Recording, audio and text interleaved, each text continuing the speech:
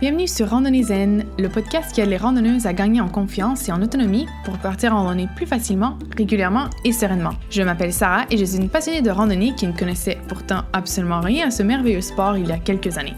Ici, je te partagerai tout ce dont tu as besoin pour devenir plus confiante et autonome en randonnée et ainsi progresser dans ta pratique de ce sport. N'hésite pas à t'abonner au podcast sur ta plateforme préférée pour être averti quand un nouvel épisode est disponible. Et maintenant, assis-toi confortablement et prépare-toi à devenir une randonneuse zen et confiante. Bonjour et bienvenue sur le podcast Randonnée Zen. Alors aujourd'hui, on va parler de comment estimer sa vitesse de marche en randonnée. C'est peut-être pas le sujet le plus glamour de tous, mais je pense que c'est un sujet hyper important parce que ça va permettre de simplement mieux planifier ses randonnées et du coup aussi de choisir des itinéraires plus adaptés à sa condition physique et donc du coup partir randonner sans avoir peur de ne pas réussir à faire l'itinéraire dans les temps ou de choisir des itinéraires beaucoup trop longs pour sa condition physique et aussi son désir. Hein. Des fois, on peut vouloir aller juste faire une petite balade sympa sans que ce soit trop difficile. C'est vrai que quand on commence à randonner, c'est souvent un des principaux problèmes et des principales questions qu'on me pose. C'est comment savoir si cet itinéraire-là est faisable, si c'est trop long, etc., etc. Donc voilà, c'est un... Comme je disais, c'est pas l'argument le plus glamour de tous, mais je pense que c'en est un hyper important, surtout pour la sécurité et pour prendre du plaisir et pas se lancer dans des itinéraires qui sont beaucoup trop compliqués ou trop difficiles pour nous. D'ailleurs, moi-même, quand j'ai commencé à randonner, ça m'est arrivé de complètement pas réaliser en fait à quel point un itinéraire était long, beaucoup trop long pour ma vitesse de marche, pour ce que j'étais capable de faire. Et donc, soit j'ai dû rebrousser chemin au bout d'un certain moment en me rendant compte que j'arriverais jamais au bout à temps, ou j'ai même, ça m'est arrivé aussi avec mon copain qu'on soit parti pour quelques jours à faire une randonnée de cabane gardée à cabane non gardée et que un morceau de l'itinéraire était beaucoup trop long pour ce qu'on était capable de faire et on a dû appeler son père pour qu'il vienne nous rechercher quoi. Donc on a dû c'est important de savoir sa vitesse de marche et quand on commence c'est pas toujours facile à estimer, donc j'espère qu'aujourd'hui avec les quelques astuces que je vais vous donner, ça va être plus simple. Donc, quand on veut déterminer sa vitesse de marche sur un itinéraire précis, il y a plusieurs choses à prendre en considération.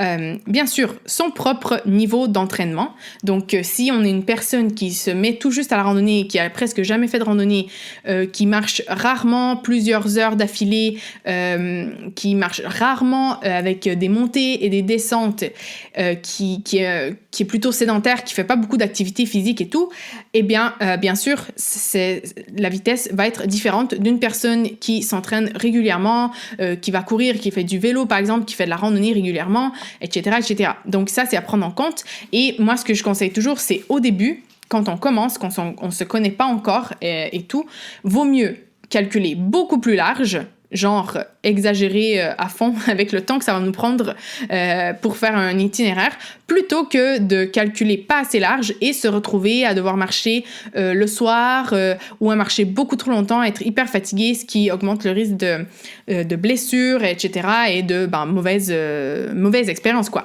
Donc voilà, vraiment, on essaie, c'est mieux au début de calculer plus large que pas assez. Donc on ne se surestime pas, si on est honnête avec soi-même, hein, on commence tous quelque part. Moi, je le répète souvent, mais quand j'ai commencé à randonner, j'étais en surpoids, j'étais pas du tout entraînée. Et avec la pratique et tout, j'ai augmenté mon niveau, ma forme physique, mon niveau d'entraînement. Et bien sûr, là, je marche beaucoup plus rapidement que ce que je marchais il y a plusieurs années, quoi. Donc, il faut juste accepter quel est notre état actuel et se dire qu'on va progresser. Il n'y a rien de mal à être lent en randonnée. D'ailleurs, moi, je suis pas une randonneuse très rapide. Et voilà, c'est pas grave, hein. On est là pour s'amuser, pas pour faire une compétition. Donc, après le niveau d'entraînement, il faut aussi prendre en considération le poids du sac à dos. Donc, si on part à la journée, généralement, on va pas avoir plus que 3-4 kilos sur le dos, donc ça devrait pas être un problème. Mais si vous écoutez ce podcast parce que vous voulez commencer à faire de la randonnée sur plusieurs jours, donc avec des sacs à dos un petit peu plus lourds, eh bien, il faut aussi prendre ça en considération. Marcher avec pas de sac à dos ou un sac à dos très léger, c'est pas la même chose que marcher avec un sac à dos très lourd. Donc, on va être plus lent, surtout au début quand on n'a pas d'entraînement, avec un sac à dos plus lourd que sans. Évidemment, make sense, mais je le dis juste au cas où. Ensuite, il va falloir prendre en compte... là, on va rentrer... Ça, c'était 2 éléments, disons, qui sont un peu personnels ou qui varient, mais là, on va rentrer vraiment sur le terrain en soi, l'itinéraire en soi. Donc, ça va varier d'un itinéraire à l'autre aussi. Donc, il faut prendre en considération le terrain sur lequel on va aller randonner. Donc, est-ce que c'est une randonnée plate, genre, il n'y a presque pas de dénivelé, c'est tout plat et voilà. Ça va être, disons que marcher sur le plat, c'est beaucoup plus facile que marcher en montée ou en descente.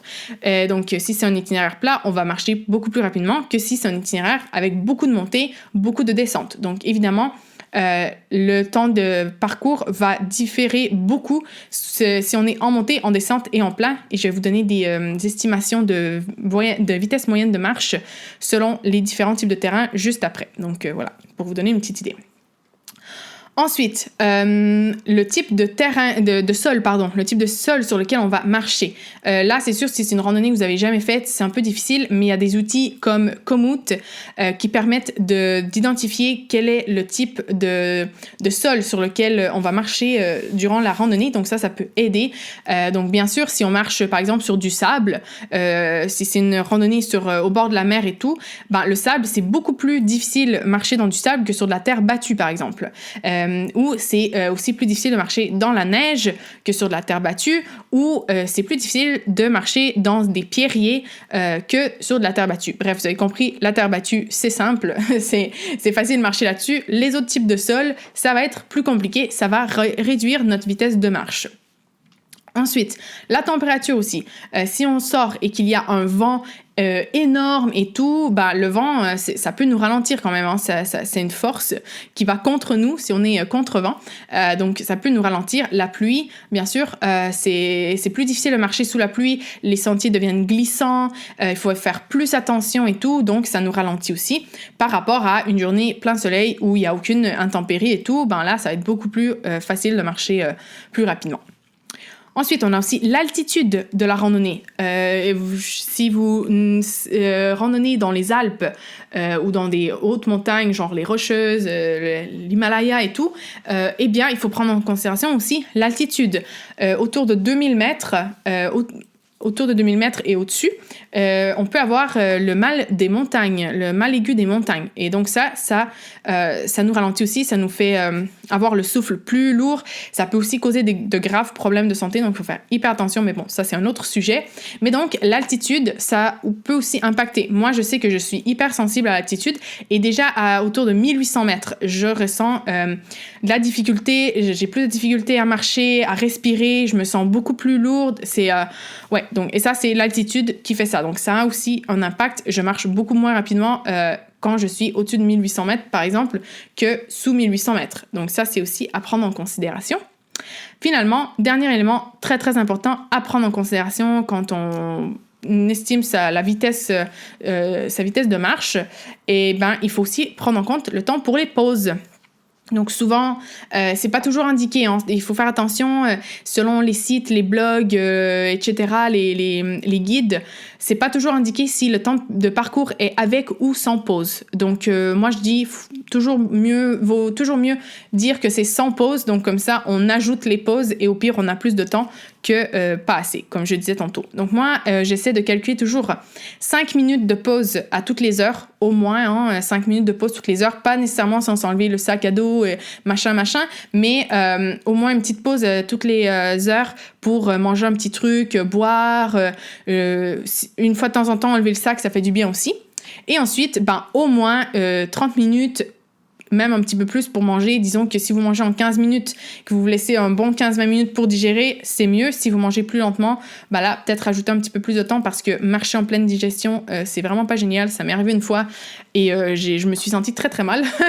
Donc, je ne le conseille pas du tout. Donc, voilà, calculez les pauses aussi parce que ça va influencer le temps que vous allez mettre à faire un itinéraire. Donc voilà, ça c'est les critères à prendre en considération pour, en général, estimer la vitesse de marche que vous allez avoir sur un itinéraire. Maintenant, comme je vous disais, la vitesse de marche, elle diffère qu'on soit sur du plat, sur une montée ou en descente.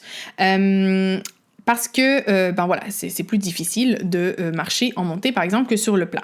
Et d'ailleurs, sur le plat, on calcule sa vitesse en km/h, mais en montée et en descente, on calcule la vitesse en mètres par heure, en mètres de dénivelé par heure. Donc, si on a une montée, on va prendre les dénivelés positifs, donc toutes les montées, et pour calculer le temps que ça va nous prendre.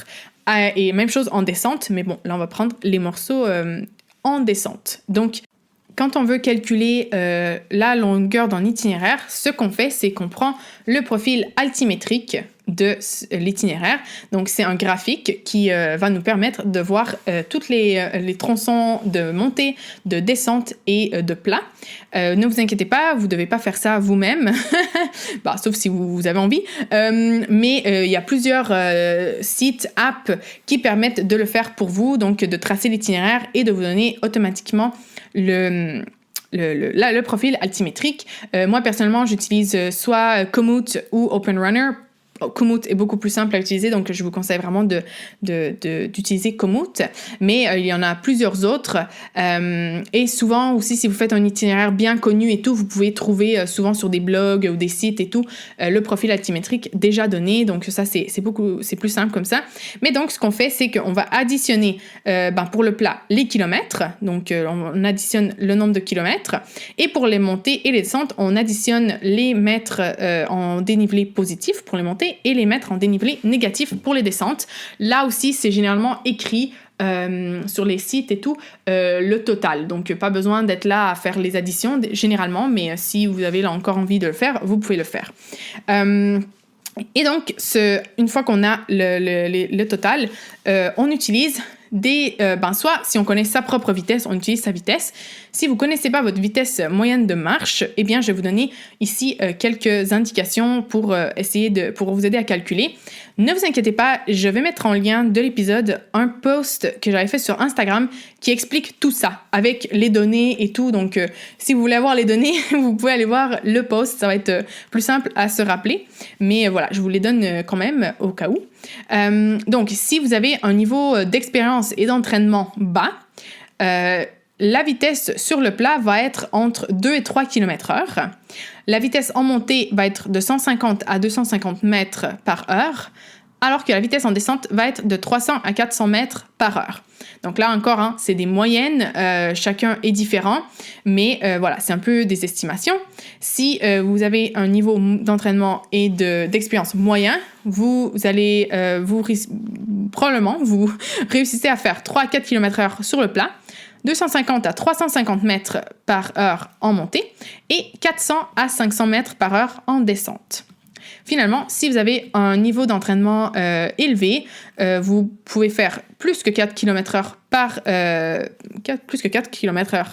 sur le plat, plus de 350 mètres par heure en montée et plus de 500 mètres par heure en descente. Donc voilà, juste pour vous donner une petite idée, une fois que soit vous utilisez ces estimations-ci pour faire vos calculs, soit vous connaissez votre propre vitesse de marche, et là, vous pouvez faire une magnifique règle de 3 avec la distance sur le plat, sur la montée et la descente pour calculer la longueur de l'itinéraire. Comme je dis, j'ai tout expliqué aussi dans un post hyper détaillé, même peut-être trop détaillé, sur Instagram. Mais comme ça va vous donner une idée pour calculer votre vitesse de marche et donc la durée du parcours que vous voulez faire. comme je vous disais, ce que je viens de vous donner là, ce sont des estimations. Moi, ce que je vous encourage chaudement à faire, c'est de garder des statistiques de vos randonnées durant les premières randonnées que vous faites. D'ailleurs, dans le guide de démarrage de la randonneuse que j'ai créé, il y a un journal de bord avec toutes les données que je vous conseille de conserver quand vous faites des randonnées pour avoir une petite idée de justement votre vitesse, aussi savoir, c'est toujours cool de revoir des randonnées qu'on a fait et tout. Moi, ça m'arrive des fois de conseiller des randonnées, je me rappelle plus du nom, je vais dans mon journal de bord et je donne le nom, c'est super cool. Donc bref, je vous conseille d'avoir un journal de randonnée. Que ce soit pour la vitesse ou autre chose, c'est super pratique. Mais voilà, donc juste garder une trace de vos randonnées. Vous pouvez aussi utiliser une montre intelligente ou des apps GPS qui vont calculer automatiquement, si vous les activez durant votre randonnée, ils vont calculer automatiquement la vitesse que vous avez eue, la vitesse moyenne et tout. Et comme ça, vous allez pouvoir avoir une idée. Par contre, moi, ce que je trouve, c'est que ces apps-là, tu peux pas avoir vraiment le compte-rendu total avec toutes les randonnées. Donc, je trouve ça moins pratique, alors qu'un beau tableau, ça permet de tout voir au même endroit. Mais bon, bref, ça, c'est moi qui suis un peu nerdy sur ce genre de choses-là. Mais je vous conseille vraiment, durant les premières randonnées, de faire ça, de garder une trace. Comme ça, vous allez avoir une idée précise de quelle est votre vitesse à vous. Parce que chacun est différent, chacun a une vitesse différente. Et vous allez voir aussi que votre vitesse va évoluer. Moi, personnellement, même si ça fait des années que je randonne, je tiens encore un journal de bord où je note mes statistiques. J'aime bien voir comment j'évolue et voir aussi que je m'améliore. C'est toujours cool, hein? Donc, voilà. Très important d'apprendre à se connaître pour ensuite mieux déterminer la difficulté et la durée d'un itinéraire pour soi. Donc, voilà, c'est tout pour aujourd'hui. Je voulais juste vous partager ça. Comme je vous disais, vous pouvez télécharger le journal de bord qui se trouve dans le guide de démarrage de la randonneuse. Le lien va être dans la description de l'épisode. Vous avez aussi d'autres ressources dans ce guide de démarrage, donc une liste de matériel à porter pour partir en randonnée, des idées de snacks et de repas à manger en randonnée, les étapes à faire pour préparer une randonnée et plusieurs autres ressources aussi sont dans ce kit de démarrage. Donc, vous allez trouver tout ça dans le lien en bio.